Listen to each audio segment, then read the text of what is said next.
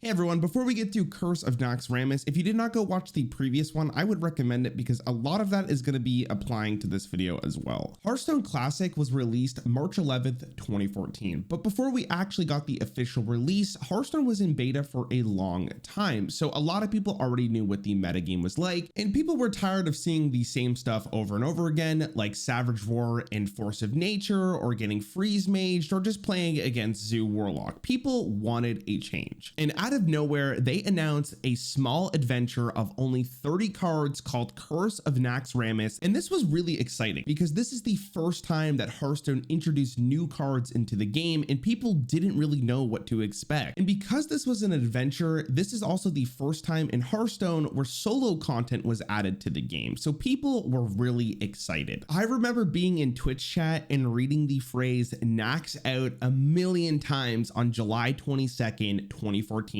when the adventure was finally released. Curse of Naxxramas, because it was such a small amount of cards, did not really switch the meta completely, but rather reinforce existing archetypes, but also created one of the most dominant decks we've ever seen in Hearthstone. Curse of Naxxramas gave us some of the best cards we've seen as well, with Undertaker, Zombie Chow, Haunted Creeper, Mad Scientist, Nerubian Egg, just to name a few. We also got two of the best 5 drops of all time, Loatheb and Sludge Belcher. This was a pretty good set to begin with. Curse of Naxxramas was also released in Wings, so there was 5 weeks of cards added to the pool. We didn't just get all of them all at once like a regular expansion, which means each week we got a new kind of smaller meta that would end up being a bigger meta once all of the cards were fully released. Curse of Naxxramas also did a really cool thing with class cards, which the only way you can actually get them is to do the class challenge, which added another layer of difficulty, but also felt like much more of an adventure. People also had really weird expectations for cards because this was the first expansion we ever got. People thought Kel'Thuzad was going to be an absolute insane card, and people were very worried about Shade of Naxxramas. The concept of a stealth minion that continued to grow was, I guess, very threatening for a lot of people, and it makes a lot of sense in hindsight because the metagame back then was a lot slower. So what ended up happening with the meta, you might ask? Well, a lot of decks just got reinforced. Like Control Warrior added a bunch of cards from Curse of Naxxramas, like Sludge Belcher and Unstable Ghoul, because, well, it just made perfect sense to add to their kit. Zoo Warlock got a little bit better because of the Haunted Creeper, but mainly because of Nerubian Egg with Power Overwhelming was an extremely good combo, and Nerubian Egg was just a really good card in aggro deck. Zoo Warlock also considered using the card Void Caller in order to pull a Doomguard from their hand without discarding anything, and it also was really good with Power Overwhelming because not only was that a lot of damage, but if you went Void Caller into Doomguard on the same turn, it was extremely powerful. Freeze Mage also got a lot better because of the Mad Scientist minion that could just pull an ice block from your deck, meaning that that was one less draw you had to worry about. And Duplicate was pretty good as well because it set up more interesting combos and gave you more draw if needed. Shade of Naxxramas was used in Miracle Rogue surprisingly, as it let a minion grow on the board and could do extra damage to your opponent without actually using a conceal on it, but it was also just used to fight against aggro decks. Loatheb was also used quite heavily in this deck because he allowed you to slow down the pace of the game or completely deny your opponent their turn, since a lot of spells were used and usually pretty expensive. When people look at Loatheb, they often think that he is used to deny combos, but Loatheb was actually used to secure a board state a lot of the time, and I think even now in 2022, he would be doing the exact same thing. Midrange Druid was virtually doing the exact same thing, a whole deck built around Force of Nature and Savage Roar, but it would also start using the Shade of Naxxramas because Druid can innervate it out on turn 1 and start building it very quickly. Now, because Druid had ramp, they had the ability to be a little bit more greedy, so we saw a lot of Sludge Belchers, a couple Spectral Knights with the help of Defender of Argus, and sometimes Kel'Thuzad would be added if they needed more value.